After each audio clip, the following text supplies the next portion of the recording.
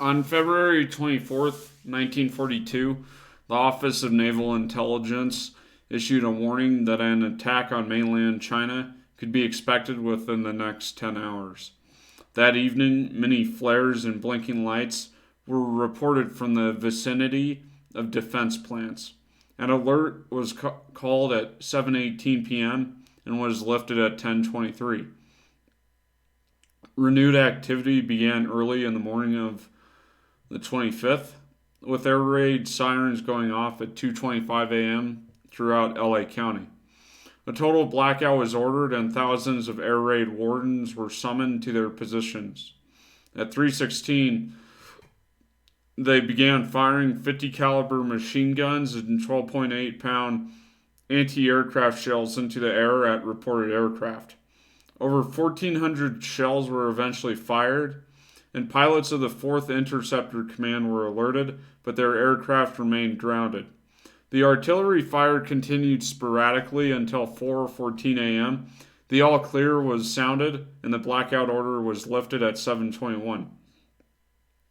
Several buildings and vehicles were damaged by shell fragments, and 5 civilians died as an indirect result of the anti-aircraft fire.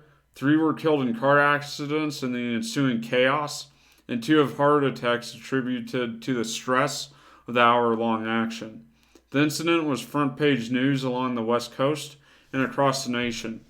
Within hours at the end of the air raid, Secretary of the Navy Frank Knox held a press conference saying the entire incident had been a false alarm due to anxiety and war nerves. Knox's comments were followed by statements from the Army the very next day that reflected George C. Marshall's supposition that the incident might have been caused by enemy agents using commercial airplanes in a psychological warfare campaign to generate mass panic. Some press outlets at the time suspected a cover-up of the truth, and an editorial in the Long Beach Independent wrote, quote, "There's a mysterious reticence about the whole affair, and it appears that some form of censorship is trying to halt discussion on the matter. Speculation was rampant as to invading airplanes and their bases. Theories included a secret base in northern Mexico, as well as Japanese submarines stationed offshore with the capability of carrying planes. Others speculated that the incident was either staged or exaggerated to give coastal defense industries an excuse to move further inland. Representative Leland M. Ford of Santa Monica called for a congressional investigation, saying, quote, "None of the explanations so far offered that remove the episode from the category of complete mystification, that this was either a practice raid or a raid to throw a scare into 2 million people, or a mistaken identity raid, or a raid to lay a political foundation to take away Southern California's war industries." A photo published in the LA Times on February 26, 1942, has been featured in UFO conspiracy theories as evidence of an ET visitation. They assert that the photo clearly shows searchlights focused on an alien spaceship. However, the photo was heavily modified by photo retouching prior to publication, a routine practice in graphic arts of the time intended to improve contrast in black and white photos.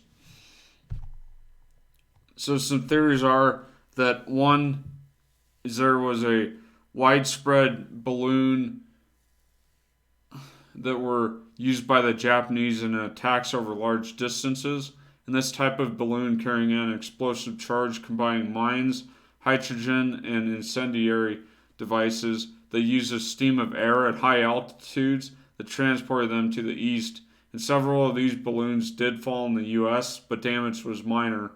And here we can ask ourselves about the absence of the alleged wreck of the balloon, that nothing was found that reinforced the idea to have been an attack using I guess it was called a fugo. Another hypothesis is the most correct, and that this was a UFO, because until now, the origin of the object was unknown, and what remains is the great mystery about the origin of the unusual object. In the famous photograph taken at the time, there's a clear discoid object illuminated by floodlights, and this object has been heavily targeted and left totally unharmed as if to mock our warfighting capabilities at the time. So, to me, it looks like they are a pattern of lights, which is somewhat common in UFO photos. Is it what shape is it? I don't know. To me, I see some lights that seem to be disc shaped, or sorry, like boomerang shaped, which, like a TR3B, but I don't know. This has been your host, Luke. Like this video if you liked it. Subscribe for more. I hope you have a good night. Thanks for watching.